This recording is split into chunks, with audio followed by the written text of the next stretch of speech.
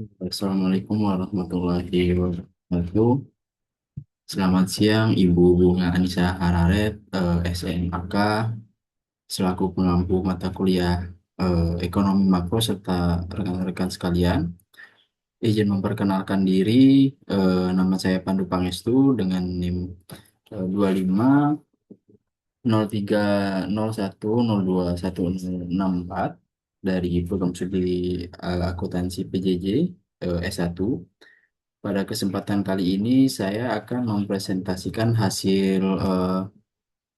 hasil tugas individu saya yang berjudul analisis makroekonomi Argentina, yaitu berupa kondisi ekonomi, neraca pembayaran dan neraca perdagangan tahun 2022 sampai 2024, yang mana tugas ini dalam rangka penyelesaian tugas ujian akhir semester untuk mata kuliah ekonomi makro. Pembahasan ini akan mengulas dinamika ekonomi Argentina yang sangat ekstrim, mulai dari isu hyperinflasi, depresiasi mata uang, hingga langkah stabilisasi ekonomi terbaru.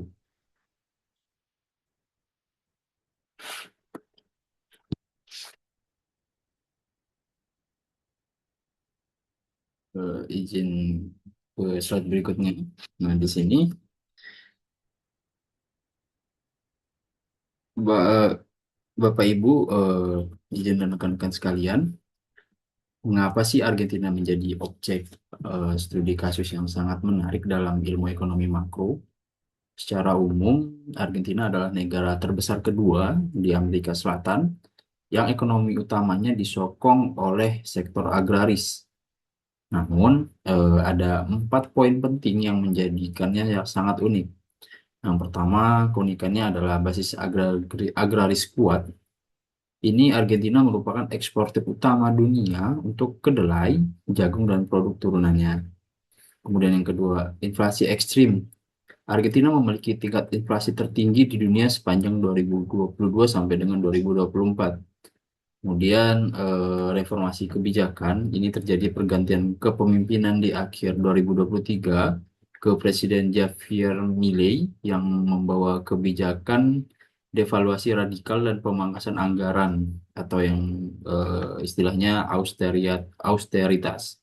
Kemudian yang terakhir adalah krisis dan pemulihan.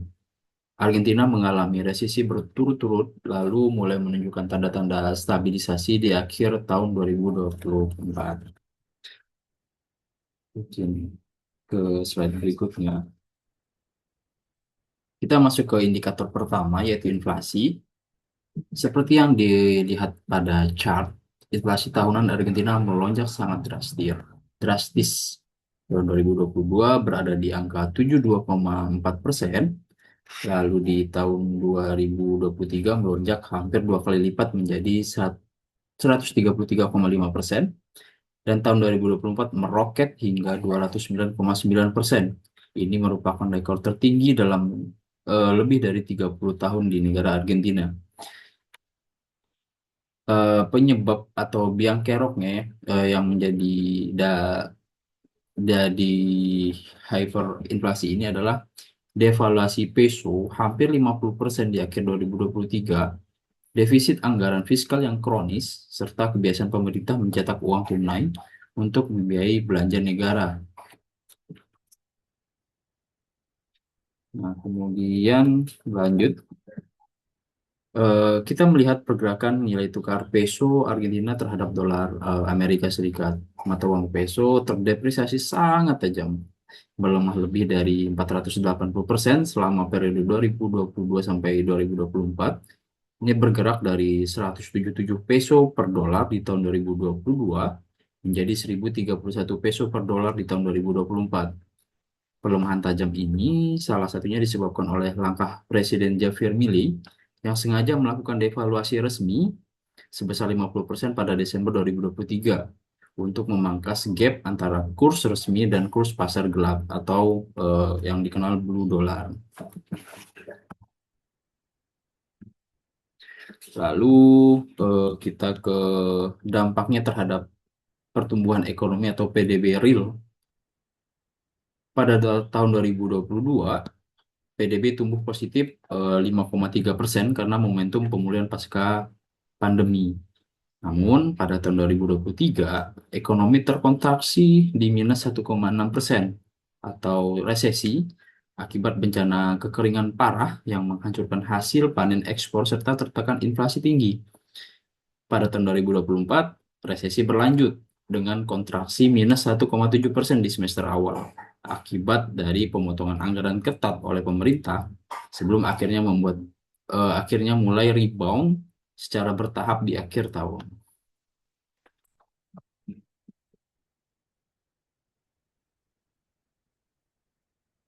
Bergeser ke slide berikutnya.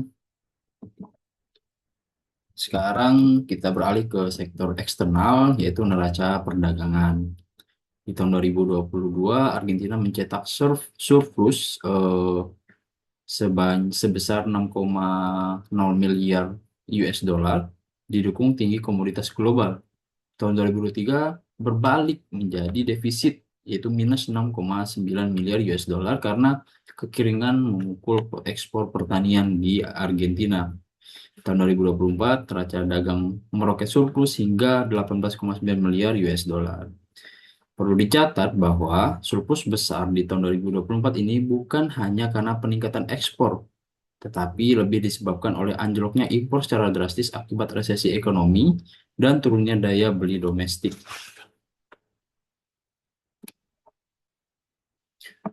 Nah, perubahan pada neraca dagang tadi berdampak langsung pada transaksi yang berjalan. Di tahun 2022 dan 2023, transaksi berjalan berada dalam posisi defisit akibat tingginya impor energi, defisit neraca jasa, serta penurunan ekspor barang.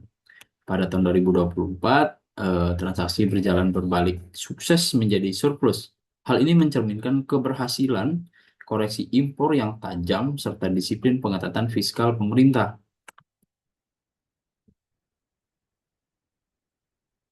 Ini kita lanjut ke slide berikutnya yang memaparkan struktur perdagangan luar negeri Argentina. Untuk komoditas ekspor Argentina itu didominasi oleh olahan kedelai itu sebesar 21%, lalu jagung 10%, otomotif 13%, dan terakhir minyak itu 13%. Barang impor ini mayoritasnya adalah barang antara atau bahan baku sebesar 35% dan suku cadang modal itu 21%. Mitra utama dari negara Argentina adalah eh, negara musuhnya dalam dunia sepak bola, yaitu Brazil, yang menjadi mitra dagang nomor satu, diikuti oleh Amerika Serikat dan Tiongkok. Temuan pentingnya adalah ketergantungan tinggi pada komoditas agraris membuat neraca dagang Argentina sangat rentan terhadap faktor cuaca dan fluktuasi harga komoditas dunia. Nah, ini ringkasan indikator makroekonomi. Tabel ini merangkum seluruh indikator makroekonomi Argentina di periode tahun 2022 sampai 2024 secara komprehensif.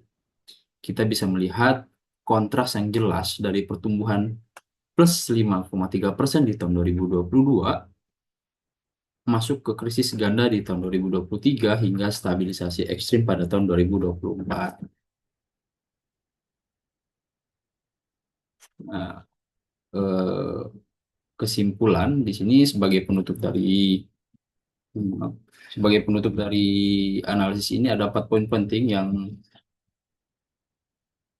ada 4 poin penting yang dapat disimpulkan. Yang pertama, Argentina mengalami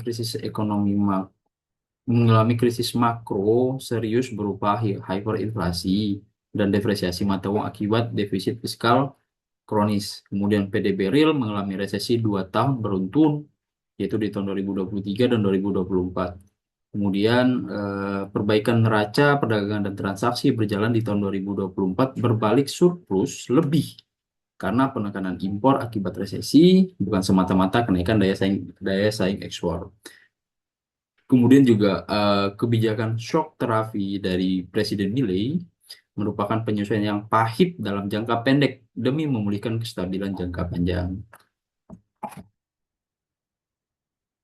Nah, seluruh data ini Dan fakta dalam laporan ini bersumber dari data kredibel, sangat-sangat kredibel seperti IMF, World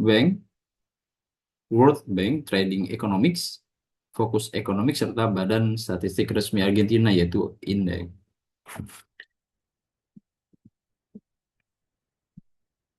Nah, dengan penyampaian referensi atau daftar pustaka, berakhir pula pemaparan mengenai kondisi makroekonomi Argentina di periode tahun 2020 dan tahun 2024.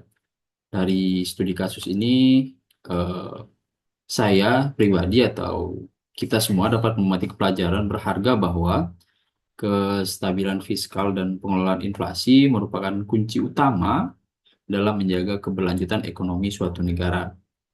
Terima kasih atas perhatian Ibu dan teman-teman sekalian. Waktu dan tempat saya akhiri eh, presentasi analisis ekonomi makro di negara Argentina ini. Assalamualaikum warahmatullahi wabarakatuh.